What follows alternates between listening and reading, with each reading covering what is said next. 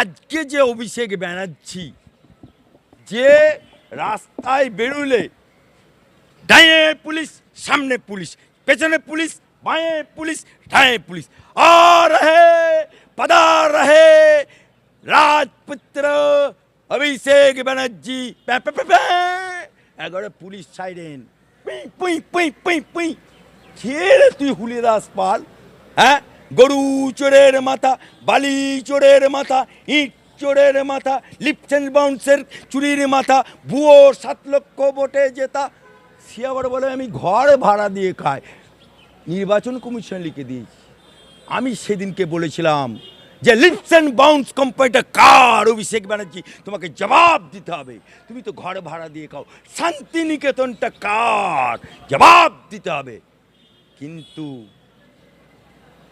ममता बनर्जी भाईपो हिसाबे कानून का उल्लंघन करके सब कुछ बन गया बेकानून। ताई आज गे सरकार पलट गया। सरकार ममता बुबू सरकार एपंग उपंग ममता बुबू सरकार धपंग हो गया। ताई उधर अभिषेक बैनर्जी आलाले घोड़ार दोलार নোটিশ কিয়া। আর ওদের একটা নেতা হাত है ना, पुष्पा झुकेगा नहीं, चमके धमके कुछ नहीं होगा। क्यों? उसका माथा का ऊपर राजपुत्र का हाथ था, इसीलिए ना आज के তার সাথে আবার নাম জড়িয়ে উঠেছে লাগাও সায়নি, যে দেবাদি দেবের মহাদেবের কন্ডম পড়াতে গেছিল।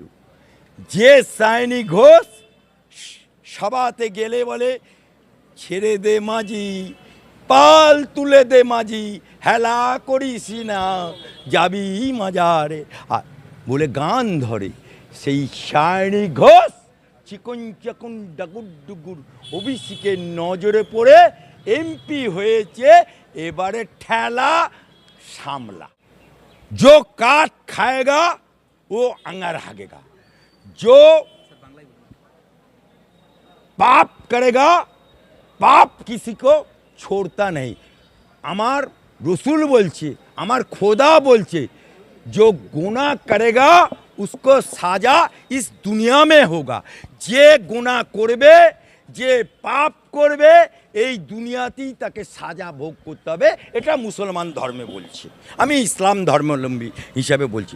তাই আজকে যে অভিষেক ব্যানার্জি যে রাস্তায় বেরোলে ডায়ে পুলিশ, সামনে পুলিশ, পেছনে পুলিশ, বাঁয়ে পুলিশ, ডায়ে পুলিশ, আর রহে পদার রহে রাজপুত্র অভিষেক ব্যানার্জি, এগারো পুলিশ সাইরেন, পুই পুই পুই পুই।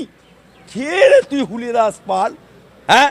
গরু চোরের মাথা, বালি চোরের মাথা, ইট চোরের মাথা, লিপস অ্যান্ড বাউন্সের চুরির মাথা, ভুয়ো 7 লক্ষ ভোটে জেতা। সে আবার বলে আমি ঘর ভাড়া দিয়ে খাই। নির্বাচন কমিশন লিখে দিয়েছি। আমি সেদিনকে বলেছিলাম যে লিপস অ্যান্ড বাউন্স কোম্পানিটা কার? অভিষেক ব্যানার্জি, তোমাকে জবাব দিতে হবে। তুমি তো ঘর ভাড়া দিয়ে খাও। শান্তিনিকেতনটা কার? জবাব দিতে হবে। এগুলো নিয়ে কেউ গবেষণা করে ডক্টরেট হয়েছে, কিন্তু মানুষের কাছে এগুলো পৌঁছয়নি। এই বইটা, এই যে গেরিলা ফাইট, এটা তো এই গল্পের অন্যতম হিরো।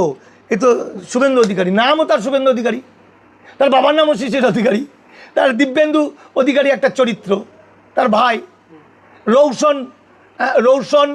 মীর রৌশন আলী আমার বন্ধু। রৌশন আলী হচ্ছিল খালি হাতের যুদ্ধ পরিচালনা করতেন, ধান খেতে শুয়ে শুয়ে শুয়ে শুয়ে ও পরিচালনা করতেন যুদ্ধ। রৌশন আলী তৃণমূলের, এখন শুভেন্দুর সঙ্গে নিশ্চয়ই কোনো সম্পর্ক নেই। শুভেন্দু তো রৌশনের সবচেয়ে কাছের। যখন নন্দীগ্রাম যখন আর পারা গেল না এবং হারমাদদের তাড়াতে তাড়াতে তাড়াতে তাড়াতে বিভিন্ন গ্রামে যুদ্ধ চলছে, খেজুরির দিকে ভাগিয়ে দিয়েছে, তখন রৌশন চিৎকার করে বলছে যে শুভেন্দুদা ফোন করে বলছে পেয়ে গেছি, আমরা ঢুকে যাব খেজুরি বাহারগঞ্জ, মানে তালপাটি খালটা পেরিয়ে ওপারে চলে যাব, ওদের আজ শেষ করে দেবো। শুভেন্দু ওখান থেকে আস্তে করে দুটো কথা বলল যে ফিরে যাও, নন্দীগ্রাম কখনো আক্রমণ করে না, নন্দীগ্রাম প্রতিরোধ করে। নামিয়ে দিল ফোনটা। এই যে নন্দীগ্রাম আক্রমণ করে না, নন্দীগ্রাম প্রতিরোধ করে, এটা ছিল শুভেন্দুর দর্শন।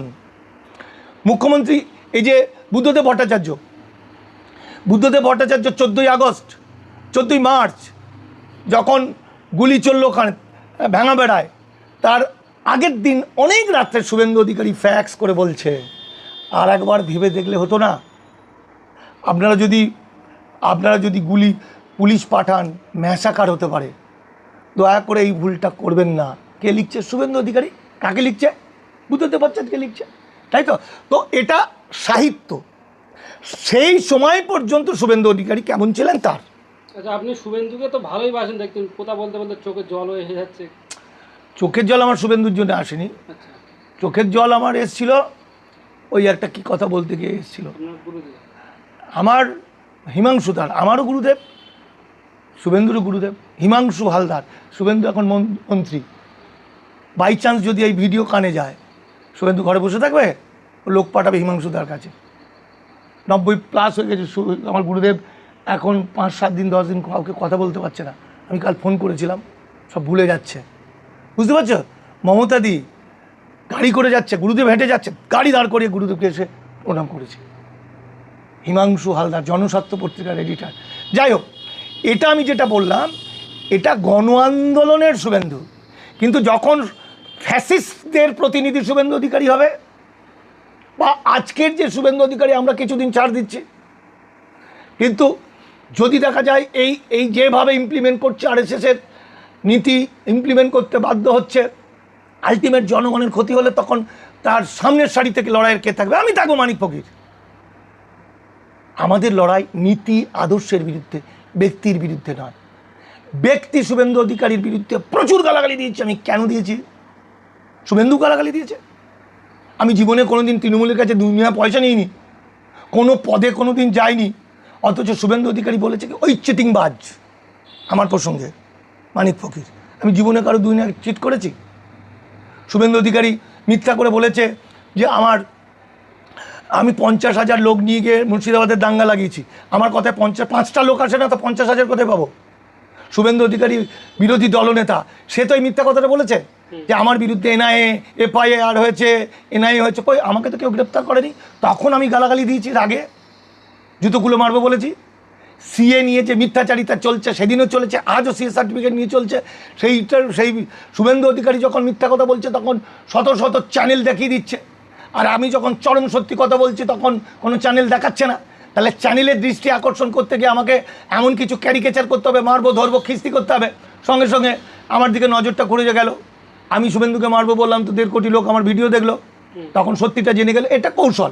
মূল গল্প হচ্ছে আমরা সত্যি কথা বলবো, মানুষের পাতে থাকবো, তাতে মৃত্যু আসুক, ব্যক্তি জীবন আমাদের কখনো কলুষিত করবে না। ঠিক আছে? মমতা বন্দ্যোপাধ্যায়, আমাদের জননেত্রী মমতা বন্দ্যোপাধ্যায়কে আমি বিশ্বের অন্যতম মানবতাবাদী বলে মনে করি। তিনি ক্ষমতা পাওয়ার পর পুরো পাল্টে গেছিলেন। দোলা থেকে আরম্ভ করে আমাদের বন্ধু বান্ধবরা যারা ছিল, তারা এমনভাবে করেছিল, আমরা মমতা বন্দ্যোপাধ্যায়ের সামনে কথা বলার অধিকার পর্যন্ত আমাদের ছিল না। আজ পর্যন্ত কোনোদিন মমতা ব্যানার্জির কাছে পৌঁছানো অত সহজ জিনিস না। অভিষেক মমতা ব্যানার্জির কাছে কোনোদিন পৌঁছানো যাবে না। ওসব মিথ্যা কথা, যারা বলে সব নাটক। কতগুলো দালাল তারা খালি পৌঁছায়। ওই যে দালাল রাজ ছিল, তার অনেক ভালো গুণ, সেই গুণগুলো শেষ করে দিলে কিছু দালাল।